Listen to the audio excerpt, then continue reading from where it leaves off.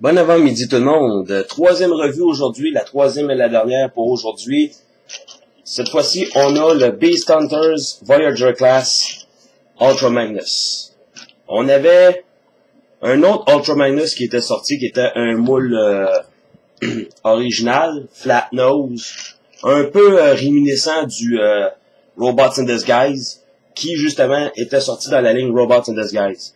J'avais commandé, ou plutôt je l'avais mis en précommande, mais j'ai annulé au profit de celui-ci parce que, après avoir vu les épisodes de Beast Hunters, je trouvais que celui-ci était plus screen accurate, et c'est ce que je cherchais. L'autre était beau, mais j'ai décidé de laisser tomber pareil. Donc, celui-là, quand même, est un retool, repaint de Optimus Prime Voyager Class Robots in Disguise. Et au début, je me disais, bon, encore un autre Ultra Magnus qui se trouve à être un repeint et blablabla. Sauf que le travail qu'on a fait sur cette figurine-là, pour le différencier de l'autre Optimus Prime, que je n'ai pas en main présentement, eh bien, je trouve que c'était bien fait. Vous voyez ici, on a des ports ici. Ça, c'est pour le Arms Micron.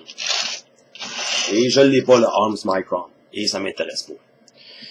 On a également des trous ici. Et ça vient pour cette pièce-ci, qui se trouve à être un morceau quand même assez controversé. Parce que lorsqu'on l'attache après le camion, comme ça fait une espèce de camion ailé que beaucoup de monde qui n'apprécie pas.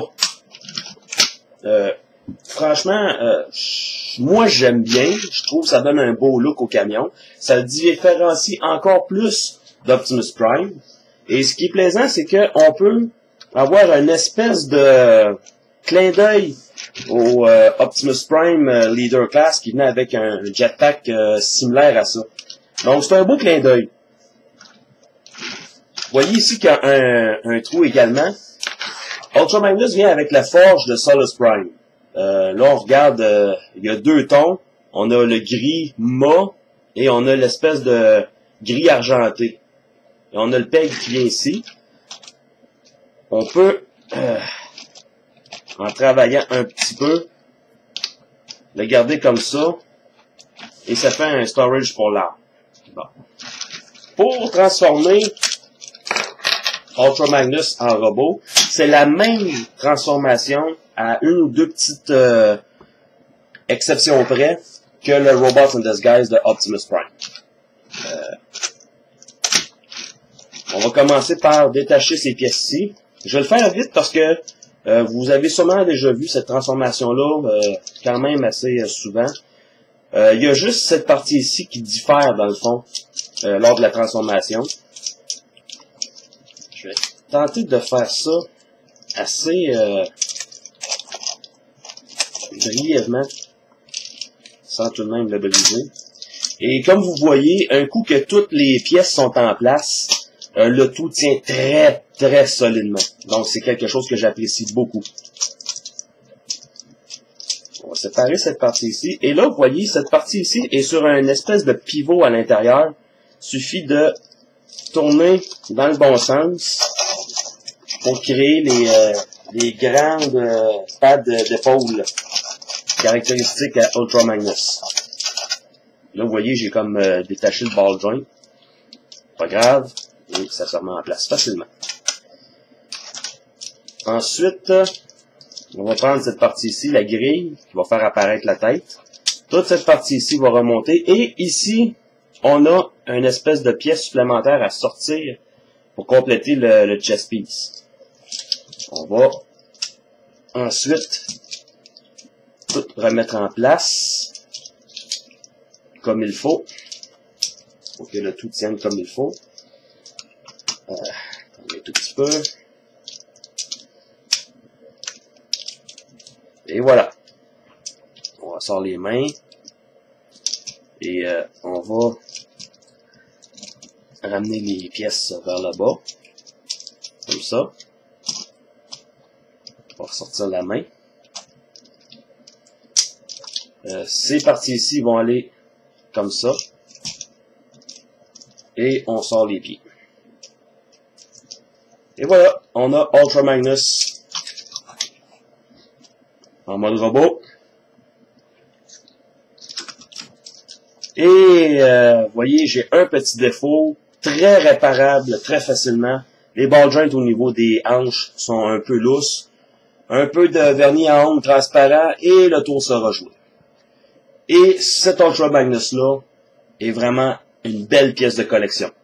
Pour les enthousiastes de Ultra Magnus, moi je vous le conseille fortement. Très belle figurine. Vraiment un coup les hanches arrangées, solidifiées. C'est une excellente figurine. Le backpack s'attache très facilement dans le dos. Suffit de placer le tout comme ça. Et on a des clips juste au bout de mon pouce. On appuie et, vous voyez, très solide. Et on peut ajuster aussi les pads en arrière, ou plutôt les panneaux en arrière, pour pouvoir être en angle conforme à ce qu'il y a dans le jetpack. Et on peut maintenant déployer les ailes comme ça.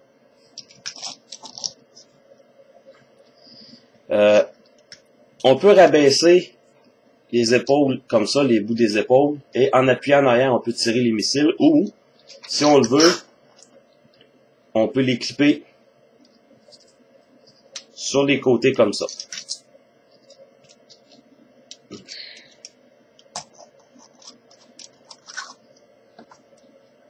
Comme ça. Quoique ça fait pas un aussi beau look, mais c'est un espèce de clin d'œil à G1. La forge de Solus Prime peut être tenue dans sa main comme ça. Ou, si on veut le garder dans son dos, on peut l'attacher juste ici. Et voilà. Niveau articulation, la tête est sur un pivot. Les épaules sur un ball joint. À cause de la forme des épaules, on ne peut pas faire vraiment une rotation à 360 degrés. Mais on a une belle possibilité de mouvement quand même. À mi-biceps, une rotation. Le coude se plie. Dû à la transformation seulement, on a cette articulation-là. Rien au niveau de la taille. Les jambes, par l'extérieur, l'avant, l'arrière. Au haut de la cuisse, on tourne. Et le genou. Et pour finir, le pied sur un ball joint. Je vous recommande cette figurine-là très chaudement. Si vous aimez les Beast Hunters, si vous aimez Transformers Prime et que vous adorez Ultra Magnus, je vous dis, achetez-le. Si vous le voyez, c'est un achat instantané. Il est fantastique. On a aussi beaucoup de détails dans la figurine. On aurait pu bénéficier d'un petit peu d'application de peinture dans ces coins-ci pour accentuer d'autres détails. Et une couleur qui est caractéristique à Ultra Magnus qui manque, c'est le blanc. J'aurais pas détesté avoir un petit peu plus de rouge aussi, comme ici. Et les endroits, partout où on a du bleu foncé, j'aurais remplacé ça par du rouge. Et le gris, j'aurais remplacé ça plus par du blanc. Pour vraiment avoir une figurine bleu, blanc, rouge. Mais ça reste que c'est une excellente figurine. La tête est très différente de celle d'Optimus Prime. Je vous le recommande encore une fois très chaudement.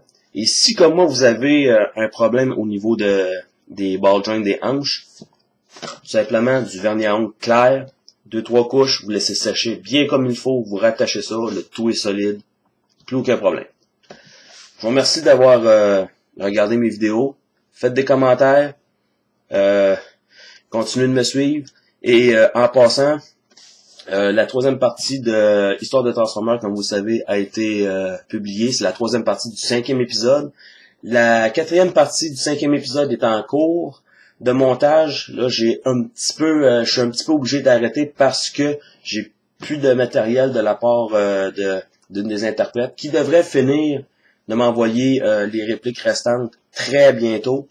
Donc, je la salue au passage. Et voilà, je vous remercie beaucoup, encore une fois, de continuer à me suivre. Et à la prochaine!